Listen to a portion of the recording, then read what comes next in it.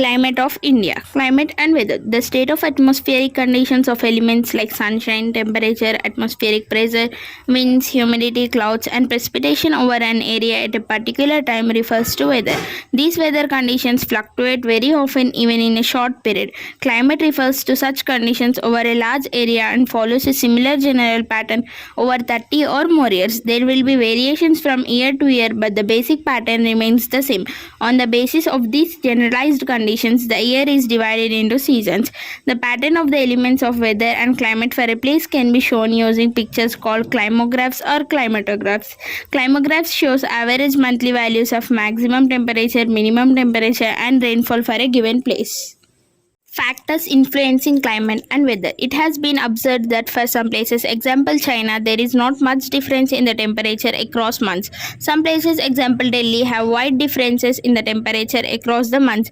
India experiences wide variations in temperature. The northern portion is bound by the Himalayas, whereas southern peninsula is surrounded by seas. Some places are far from the coast, they are islands. Some places are at high altitude, where areas other are on the plains. The factors that affect climate are called climatic controls. These include latitude, land-water relationship, altitude, upper air circulation.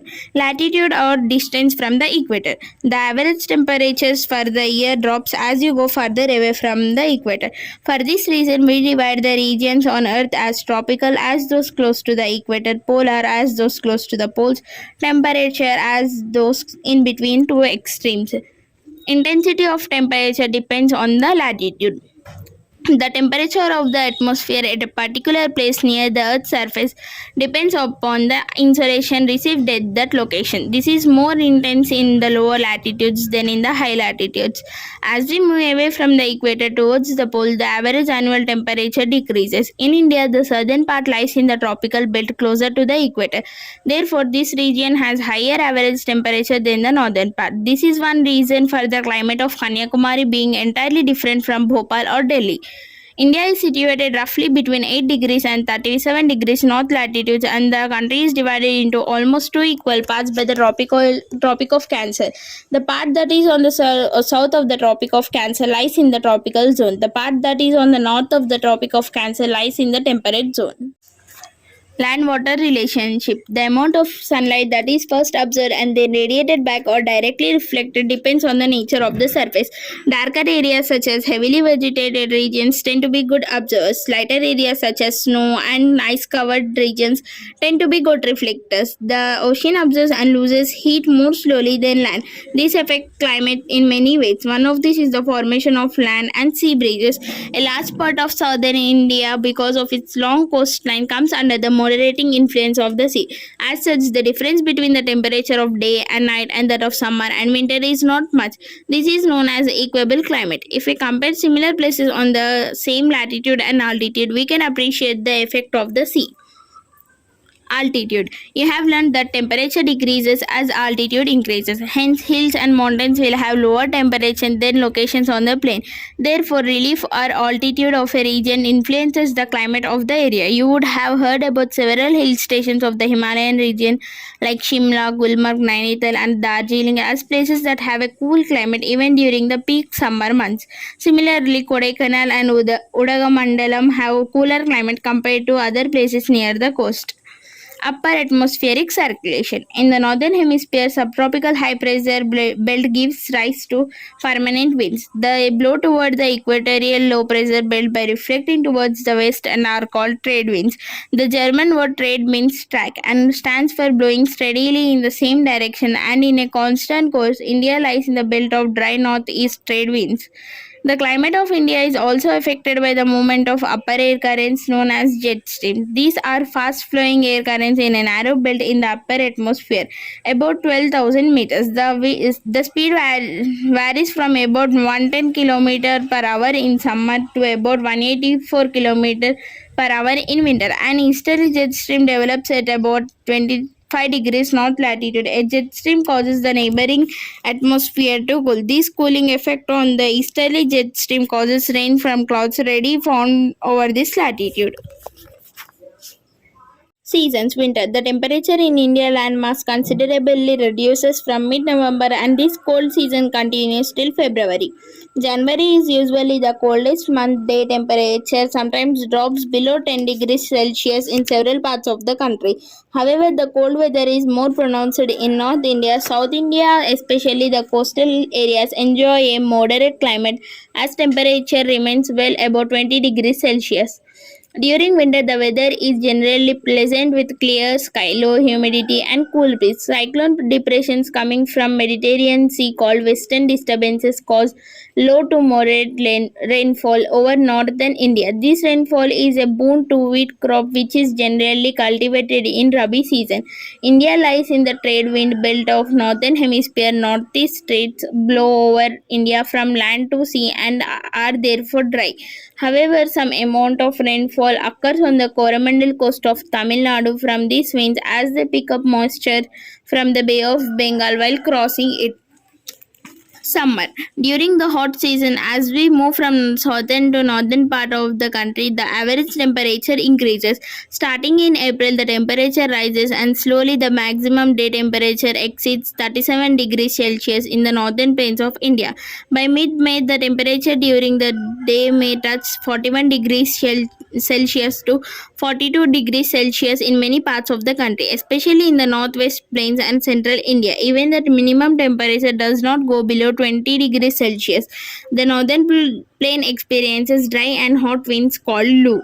Towards the end of the summer season, pre-monsoon showers are common in the Deccan Plateau. These help in the early ripening of mangoes and other plantation crops in peninsular India. Hence, they are locally known as mango showers in Telangana and Andhra Pradesh. Advancing monsoon. The climate of India is strongly influenced by the monsoon winds. The sailor who came to India during olden days noticed the regular periodic reversal of winds. They used these winds to sail towards the Indian coast. Arab traders named this seasonal reversal of wind system as monsoon. The monsoon forms in the tropical area approximately between 20 degrees north and 20 degrees south latitudes. The southeast monsoon winds from the southern hemisphere carry moisture as they flow over the Indian Ocean and towards the equatorial low pressure zones. After crossing the equator, these winds deflect towards the low pressure formed in the Indian subcontinent. The heating of land creates low pressure on the landmass of Indian subcontinent, especially over central India and the Gangetic Plain. Along with this, the Tibetan Plateau gets intensely heated and causes strong vertical air currents and the formation of low pressures over the plateau at above 9 kilometers altitude. They then flow as the southwest monsoon. The Indian peninsula divides them into two branches, the Arabian Sea branch and the Bay of Bengal branch. The Bay of Bengal branch strikes the Bengal coast and southern face of the Shillong plateau. Then it gets deflected and flows westward along the Gangetic Valley. The Arabian Sea branch arrives at the west coast of India and moves northward. Both the branches reach India by the beginning of June, which is known as the onset of monsoon. They gradually spread over the entire country in 4 to 5 weeks. The bulk of annual rainfall in India is received from southwest monsoon. The amount of rainfall is very high along the west coast due to the western Ghats and in northeast India due to the high peaked hills. Tamil Nadu coast, however, remains mostly dry during this season as it is in the rain shadow area of the Arabian Sea branch and is parallel to the Bay of Bengal branch. Retreating monsoon. October to November is a period of transition from hot wet conditions to dry winter conditions. The retreat of the monsoon is marked by clear skies and rise in temperature. The land is still moist. Owing to the conditions of high temperature and humidity, the weather becomes rather oppressive. This is commonly known as October heat. The low pressure conditions which one prevailed over northwestern India move far south to the center of the Bay of Bengal by early November. During this period, cyclonic depressions are common which originate over the Andaman area. These tropical cyclones are often very destructive. The thickly populated deltas of the Godavari, Krishna, and Kaveri are their targets. No year ever goes disaster free. Occasionally, these tropical cyclones visit Sundarbans and Bangladesh too. Bulk of the rainfall of the Coromandel coast is derived from depression and cyclones. Global warming and climate change. As Earth started to take its shape from a fireball to a planet, many gases were released. These gases did not escape into outer space because of the Earth's gravitational pull and it still holds them back. A thin layer of gases surrounds the Earth and provides us several important benefits. For example, the oxygen that we breathe, the ozone that protects us from harmful ultraviolet rays from the sun, the nitrogen that our plants use to make proteins that we need. This layer of gases in the medium through which fresh water is circulated and is also keeps us warm. Keeping us warm is one of the most important things that the atmosphere does for us. It is like a light but effective blanket enveloping Earth. The atmosphere traps a lot of solar energy that reaches the Earth by preventing it from totally escaping back into space. This is called greenhouse effect. This is important and vital for life to survive on this planet. If the Earth did not have this atmosphere, it would be very cold indeed. However, since the 19th century, the planet has been warming up very rapidly. Earlier, cycles of cooling and warming happened over very long periods of time. This allowed most of the life on Earth the time to adapt to the changes. The problem now is that the heating is much more rapid and could lead to catastrophic changes. Much of the warming that has been occurring since the Industrial Revolution is because of the human activities. Hence, the current global warming trend is called AGW, anthropogenic global warming. More recently, scientists are discovering large volumes of methane under the frozen tundras of the far northern latitudes. As global temperature increases, the ice in the tundra melts more. The methane that is trapped under the ice escapes into the atmosphere, increasing the global temperature in turn. This causes even more ice to melt, releasing even more methane and so on. Methane is said to be even more powerful than carbon dioxide as a greenhouse gas of climate change on India. Though a rise of 2 degrees Celsius in average temperature may appear to be small, it would result in a rise of 1 meter in sea level by early next century. This would affect large portions of our coastal areas and millions of people would have to be shifted. They would lose their livelihood. Nearly 200 squatter families living in Nonadanga in East Kolkata for the past few years are in the process of being evicted by the Kolkata Metropolitan Development Authority. Many of the families came to Kolkata in search of work after the Ayla super cyclone ravaged Sundarbans in 2009. On March 30, the slum was bulldozed amid heavy police presence and some hutments were set on fire.